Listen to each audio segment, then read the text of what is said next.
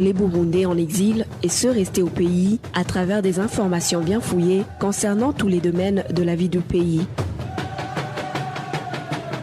Le magazine Humura Burundi est diffusé sur le web via le site de la RPA www.rpa.bi. Humura Burundi.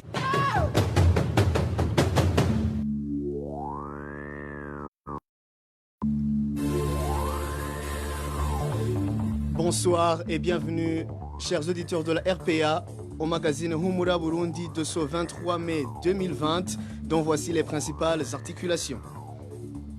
Le président du parti CNL doute déjà d'une fraude électorale organisée. Dans une interview accordée au groupe de presse Iwachu, Agathon Rwasa demande à la CENI de respecter le verdict du peuple. Des voix s'élèvent pour décrier des irrégularités et de la fraude rampante dans l'organisation des scrutins du 20 mai. À ce propos, vous aurez également l'analyse du politologue Julien Nimubona. L'intolérance politique continue à faire parler d'elle au lendemain des élections. Entre-temps, la Commission nationale indépendante des droits de l'homme n'est pas offusquée des cas des personnes tuées, blessées ou emprisonnées avant et pendant les élections. Vous suivrez Sixte Vigny, président de la commission ad hoc. Tout Burundais qui tentera de fuir après ces élections n'est pas le bienvenu sur le sol tanzanien. Déclaration du gouverneur de la province de Kigoma qui indique de défense et de sécurité sont en alerte pour barrer la route à tout fouillard burundais. Et voilà pour le sommaire. À la présentation, vous êtes avec Trésor Niyongabo, Fabrice Ndimurukundo à la manette et M. Steve Nyungeko à la prise d'image. Ouvrons ce journal par la page politique. Le président du parti CNL et candidat de ce parti au présidentiel indique que les résultats provisoires annoncés par la synergie des médias ont été falsifiés. Agathon Rwasa demande à la Commission électorale nationale indépendante, CENI, de respecter le verdict du peuple. Les détails avec Vicky Chris Ninheretse. Agathon Rwasa, président du parti CNL et candidat de ce parti au présidentiel, s'inscrit en faux contre les résultats tels que publiés par la synergie des médias. Les résultats publiés par la synergie des médias ne reflètent pas la réalité sur le terrain. Agathon Rwasa l'a révélé au groupe de presse Iwachu dans une interview exclusive. Les résultats qu'on est en train de proclamer à travers la synergie des médias sont plutôt des résultats fabriqués et non pas des résultats fiables. Parce que les quelques PV que l'on a pu collecter ne correspondent pas avec ce qui est proclamé par les médias. Entre autres, preuve du président du parti CNL, le jour du scrutin, un grand nombre de ses mandataires ont été arrêtés pour les éloigner de toute activité en rapport au processus de vote. Agathon Rwasa a également signalé l'arrestation d'un officier de la Force de défense nationale qui n'a pas hésité à afficher son indignation face aux tricheries dont il a été témoin. Même ceux qui ont tenté de dénoncer ces excès-là, ce sont eux qui se sont vus plutôt mis dans les cachots. Ainsi, par exemple, vous pouvez vérifier un officier de l'armée burundaise, Dino Donahayo Pascal, qui était en poste à Mutumba, en province Bujumbura, commune Kabezi, qui a cherché à ce que les autorités gestionnaires du processus puissent quand même faire attention à des gens qui venaient voter pour une énième fois. C'est lui qui s'est vu arrêté et conduit au cachot. Le patron du CNL demande à la CENI de prononcer le verdict du peuple. Il faut plutôt que les gens soient dans la règle et qu'on accepte le verdict tel que la population le veut. C'est ça qui peut nous être utile à nous tous. La population burundaise s'est exprimée. Elle s'est exprimée. Ce que je demande à la CENI, ce que je demande à la population burundaise, ce que je demande aux différentes autorités, ce que je demande même à la communauté internationale, c'est de respecter le verdict du peuple burundais. Les Burundais sont allés de compromission en compromission et voilà qu'on n'avance pas du tout. Au contraire, on recule. Maintenant, si la population décide du changement, il faut respecter cette population-là. En attendant, le patron du CNL compte saisir les instances habilitées si les résultats ne sont pas le reflet du vote populaire. Merci à Vicky Chris Ninheretse. Le dépouillement des résultats provisoires des scrutins du 20 mai dernier continue. Déjà, des voix s'élèvent pour dénoncer certaines irrégularités qui font craindre de la tricherie dans les résultats déjà annoncés. Le point avec Eloge Divin Remesha. Selon les résultats provisoires des commissions électorales provinciales indépendantes, le parti CNDD-FDD vient en tête, suivi du parti CNL et le parti PRONA. Mais le comptage des voix est émaillé de certaines irrégularités qui font craindre des bourrages d'urnes éventuels. Constat des écarts entre le nombre d'électeurs inscrits et les résultats. Mais dans certains coins du pays, il a été décidé une autre stratégie de proclamer les résultats en pourcentage. Cette nouvelle stratégie a révélé, elle aussi, des incohérences. Dans certaines localités, le total des résultats dépasse 100%. Par exemple, en commune Muhanga de la province Kayanza, le total du scrutin présidentiel pour les partis CNDD, FDD, CNL et UPRONA dépasse 100%. En commune Mubimbi de la province Bujumbura, le total des seuls 3 premiers partis, à savoir le CNDD, le CNL et la coalition Kira Burundi est de 17%. À côté de la manipulation des chiffres, les journalistes regroupés au sein de la synergie des médias ont été contraints de proclamer des chiffres fournis par certains présidents des commissions électorales communales indépendantes et n'avaient pas le droit de poser des questions sur ces chiffres. Dans certains bureaux de vote tels à Makamba, des mandataires ont été refoulés par les présidents au moment du comptage des voix. Selon une source de la RPA, ces mandataires refoulés ont ensuite refusé de signer sur les procès-verbaux, à l'exception de ceux du parti au pouvoir et le mandataire du candidat indépendant Dieudonné Nahimana. Le dépouillement continuera jusqu'au 26 mai, jour de la proclamation des résultats provisoires des élections nationales indépendantes. Merci également à Eloge Divin Remecha. La Commission électorale nationale indépendante a failli à sa mission d'organiser les élections en toute indépendance. C'est du moins l'analyse du professeur en sciences politiques à l'Université du Burundi, Julien Nimubona, compte tenu de la publication des résultats provisoires des élections dans 12 communes sur 119 du pays. Le politologue Julien Nimubona qualifie ce processus électoral de chaotique et accuse la CENI d'avoir perdu la neutralité. Suivez plutôt le professeur Julien Nimubona. Il n'a pas vraiment joué son rôle, il n'est pas à la hauteur. La preuve, comment voulez-vous publier des résultats de 12 communes sur 119? Quelle est la logique qui se cache derrière? Et puis, comment chasser les mandataires des partis de l'opposition sur le lieu où le comptage doit avoir lieu? Comment refuser qu'il y ait communication de ces résultats aussi bien par les médias, par les observateurs ou par les mandataires de ces partis-là, en interdisant les téléphones, en interdisant les WhatsApp, enfin tout possible. Ce n'est pas une élection transparente, libre. On voit vraiment une ingérence notoire de l'administration, d'une police partisane et même d'une justice partisane, parce que si on regarde ce qui se fait à travers ce qu'on appelle les jugements sur les lieux, il n'y a même pas le droit de défense qui est respecté. C'est assez curieux. Nous détenons l'élément sonore du professeur Julien Nimubona de la Radio France Internationale RFI. Retrouvez les différentes productions de la RPA sur Facebook, YouTube, Twitter et sur www.rpa.bi. Toujours politique, la Commission nationale indépendante des droits de l'homme prend à la légère la question des personnes tuées, blessées ou emprisonnées avant et pendant les élections. Sixte Vigny Nimuraba, le président de cette commission, a déclaré lors d'une conférence de presse que tout a été rose pendant les qu'il a critiqué ceux qui instrumentaliser les enfants de moins de 18 ans pendant la campagne électorale. Sixte Vigny Nimuraba, président de la CNIDH. Je dois souligner qu'on arrête une personne peut-être pour le protéger ou même protéger les autres qui sont autour de lui, mais on peut aussi poser des questions en rapport avec les accusations.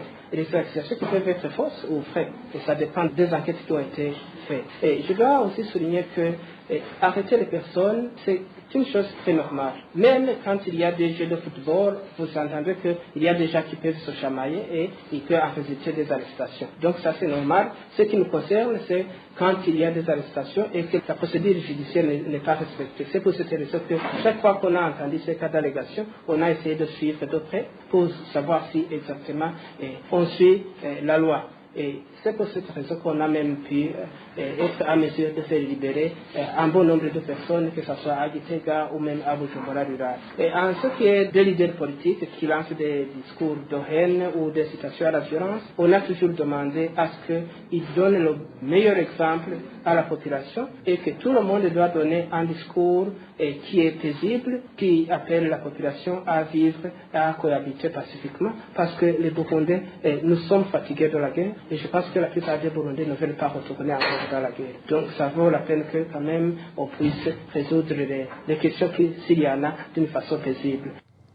C'était Sixte Vigny Nimuraba, président de la CNIDH. Accrochage ce vendredi d'un groupe d'Imbonerakure du parti CNDD-FDD et d'un groupe de membres du CNL en zone Buhoro de la province Chibitoke.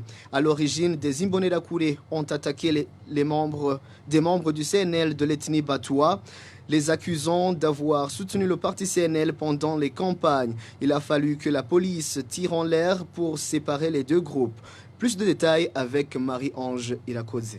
Ce vendredi, des Batois étanchaient leur soif au petit marché de Munyarure, se trouvant sur la colline Nyamiche de la zone Buhoro en province Chibitoke. Des Imbonerakure sont arrivés sur place et ont commencé à provoquer ces Batois. Un de ces Imbonerakure a lancé une bouteille vide sur la tête d'un de ces Batois et ce dernier a perdu connaissance. Ainsi, les Batois sont venus en masse pour secourir les leurs en train d'être tabassés et des affrontements ont commencé. Des personnes ont essayé de s'interposer pour arrêter la bagarre, mais sans succès. La police est intervenue et a dû tirer en l'air pour disperser la foule. La police a arrêté 3 Imbonerakure et 2 membres du parti CNL et sont incarcérés au cachot de la zone Buhoro. La rédaction a essayé de contacter Pascal Bassarougou-Zouye, administrateur de la commune Mabayi, mais sans succès. Merci également à Marie-Ange Irakoze. Dans l'entretemps, la province de Kigoma n'est pas prête à accueillir des Burundais qui fuiraient le pays après les récentes élections. Déclaration du général de brigade Emmanuel Maganga, gouverneur de la province Kigoma en Tanzanie. Le général de brigade Emmanuel Maganga indique que les forces de défense et de sécurité sont en alerte pour barrer la route à tout Burundais qui voudrait se réfugier en Tanzanie. Cet administratif ajoute même que l'heure a sonné pour procéder au rapatriement des réfugiés burundais qui se trouvent dans ce pays. Emmanuel Maganga, gouverneur de la province Kigoma en Tanzanie. Kuhusu uchaguzi wa Burundi ni uchaguzi ambao pamoja kuwa unafanyika Burundi lakini unatuhusu sana sisi mkoa wa Kigoma. Les élections au Burundi nous préoccupent beaucoup dans notre province Kigoma. Récemment, nous nous sommes entretenus avec l'ambassadeur de la Tanzanie au Burundi en collaboration avec notre comité de sécurité. Il nous a dit que le Burundi est paisible en général. Il a affirmé que les élections se dérouleront dans la sérénité et que le vainqueur sera bientôt révélé. Ce qui nous inquiète, ce n'est pas la période électorale au Burundi. Les inquiétudes de voir des réfugiés venir dans notre pays commencent au moment de la proclamation des résultats des élections. Comme d'habitude, nos frontières sont bien protégées par les forces de défense et de sécurité. Chaque fois que des élections sont organisées au Burundi, peu importe les résultats, il y a toujours des personnes qui fuient le pays pour se réfugier en Tanzanie. J'aimerais avertir, cette fois-ci, ce ne sera pas possible. Au Burundi, il y a la paix et les élections se sont déroulées dans le calme. Qu'ils restent alors dans leur pays pour le reconstruire. Si plutôt la situation reste telle qu'elle est et dans l'application des conventions entre nos deux pays et les organisations de protection des réfugiés, le rapatriement des Burundais se trouvant encore sur notre territoire va continuer son cours. Pour ce qui est des autres, qu'ils ne s'attendent pas à ce qu'on les accueille encore dans notre pays, car sincèrement maintenant, nous ne sommes pas prêts à les recevoir.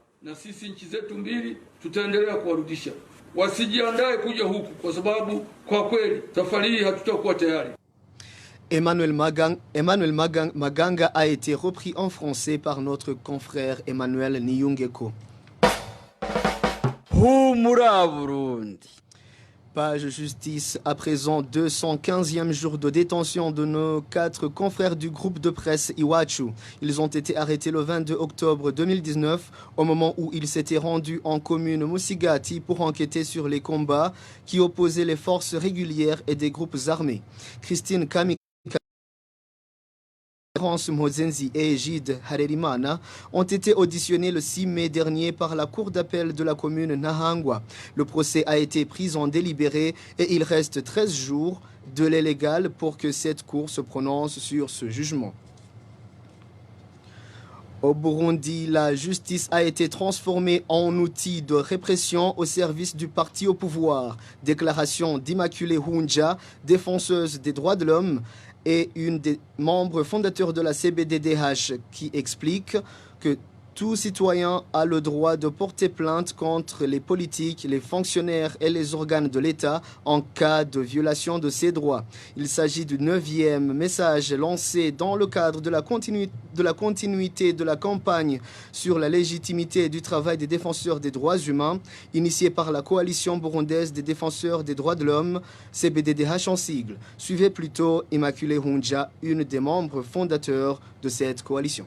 Les alinéas 3, 4 et 5 de l'article 9 de la Déclaration des Nations Unies sur les défenseurs des droits humains nous parlent du droit de chacun, individuellement ou en association avec d'autres, de se plaindre de la politique et de l'action des fonctionnaires et d'organes de l'État qui auraient commis des violations des droits de l'homme et des libertés fondamentales au moyen de pétitions ou autres moyens appropriés auprès des autorités judiciaires, administratives ou législatives nationales compétentes ou de toute autre autorité compétente instituée conformément au système juridique de l'État qui doit rendre sa décision sans retard excessif. Les audiences, procédures et procès doivent être publics afin de se faire une opinion sur leur conformité avec la législation nationale et les obligations et engagements internationaux applicables. Le plaignant a également droit à une assistance juridique par des professionnels qualifiés pour la défense des droits de l'homme et des libertés fondamentales.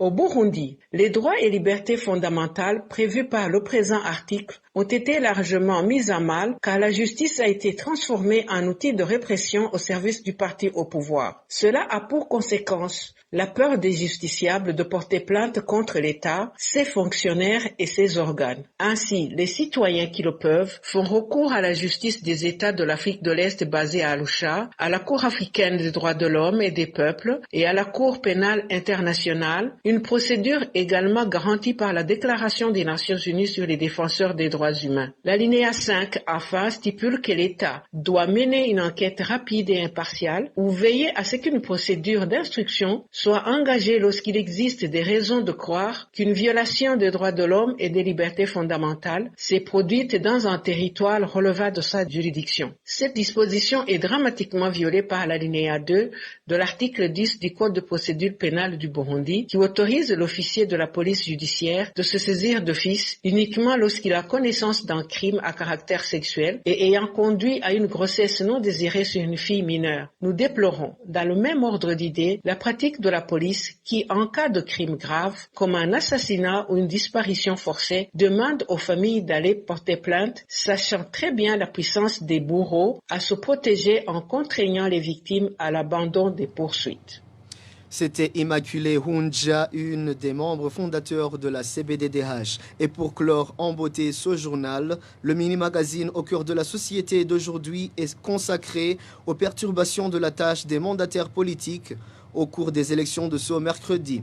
Le mini-magazine Au cœur de la société vous est présenté par Bertrand.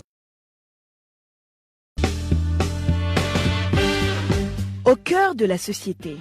Au cœur de la société est une émission de tous les samedis, préparée en synergie par les radios Inzamba, Agateka Kawe, Radio RPA, Ijwi Yawanyagihugu, ainsi que la radio-télévision Renaissance.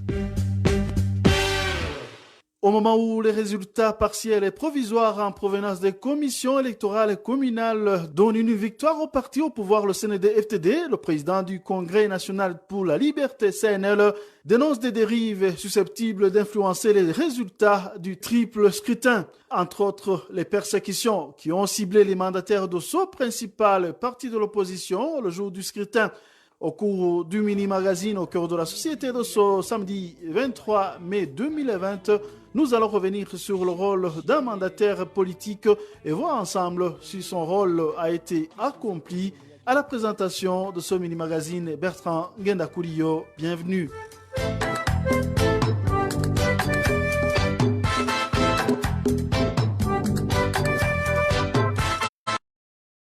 Les élections présidentielles, législatives et communales de ce mercredi étaient principalement observées par les mandataires politiques, comme les observateurs internationaux étaient quasiment absents. Le rôle des mandataires politiques est bien expliqué dans le code électoral du 20 mai 2019, comme nous le précise ici Émile Nibasumba de la radio publique africaine. La présence des mandataires des partis politiques, des coalitions des partis politiques et des indépendants est obligatoire et permanente sur tous les bureaux de vote, depuis l'ouverture du scrutin jusqu'à la signature du procès-verbal des opérations de vote et des résultats. Article 42 du Code électoral. Mais le même article stipule que l'absence de l'un ou l'autre mandataire n'invalide pas les résultats du bureau de vote concerné. L'absence de signature ou d'empreinte digitale de l'un ou l'autre mandataire sur le procès verbal n'invalide pas non plus les résultats selon l'article 43 de ce code. C'est le même article qui indique que les mandataires inscrivent ou font inscrire toutes les observations au procès verbal unique combinant les opérations de vote et les résultats. Un autre point important dans cet article, c'est celui relatif au droit d'obtenir des copies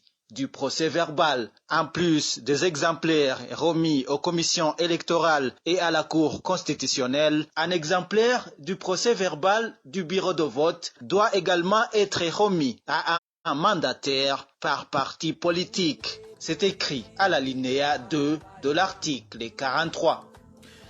Pour Agathon Rwasa, président du CNL, certains mandataires ont été chassés des bureaux de vote, même au moment du déploiement dans plusieurs bureaux de vote.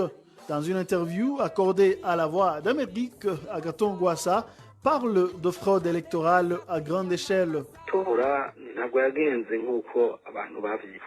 Les élections ne se sont pas déroulées comme prévu parce que les mandataires du parti CNL ont été malmenés le jour même des élections par le pouvoir en place. Ils ont arrêté plus de 220 mandataires du parti CNL. Ils les ont accusés à tort pour qu'il n'y ait personne de notre parti qui soit présent pendant le vote. C'était dans le but de détourner nos voix afin que le CNDD-FDD remporte la victoire. C'est une ruse que nous dénonçons fermement qui est contraire à la démocratie.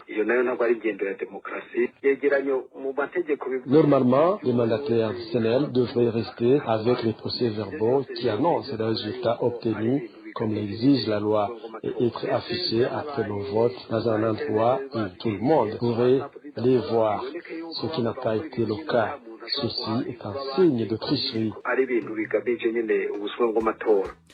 En direct sur la télévision nationale ce vendredi, le président de la Commission électorale nationale indépendante, Pierre Claver-Kazisse, n'a rien dit sur les allégations de persécution des mandataires du CNL pendant les élections. Il a tout simplement déclaré que tous les résultats sont disponibles avant la date fixée du 26 mai.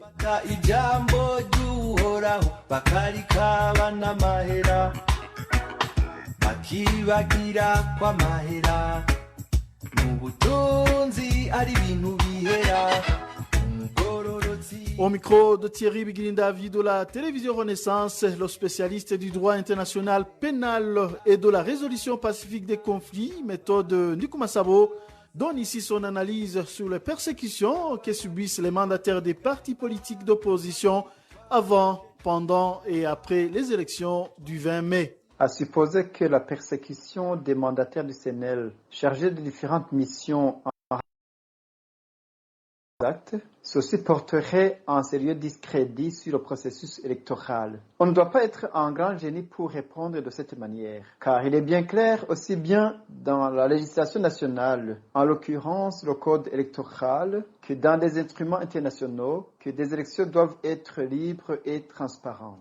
À mon avis, c'est plutôt la question de l'avenir du pays dans ces conditions qui mérite d'être abordée. Sur ce, des scénarios peuvent être dégagés avec des conséquences prévisibles en fonction de chaque scénario.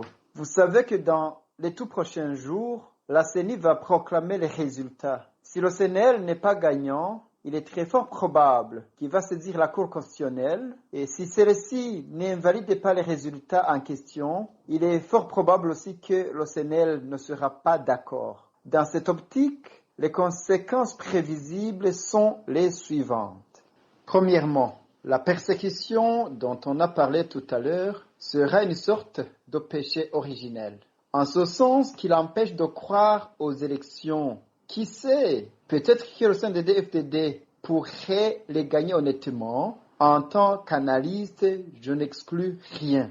Deuxièmement, le doute sur la crédibilité du processus, la légitimité et la respectabilité des élus, tant au niveau national qu'au niveau international. C'est si fort que même l'électorat du CNDD-FDD douterait intérieurement de sa victoire. Troisièmement, la fraude donne au final l'image d'un pays non démocratique malgré la tenue d'élections. L'opinion les considère en effet comme la poudre aux yeux. Quatrièmement, au lieu d'être source de paix, de telles élections peuvent faire ressurgir la guerre.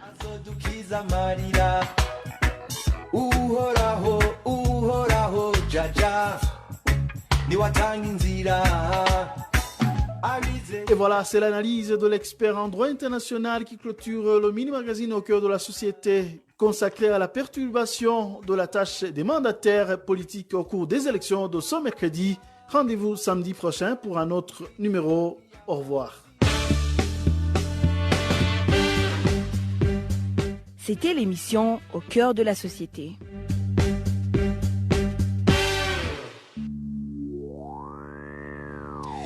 Merci à Bertrand Guenda-Koulio pour le mini-magazine société. Et c'est par ici, chers auditeurs, que nous mettons un point final à cette édition.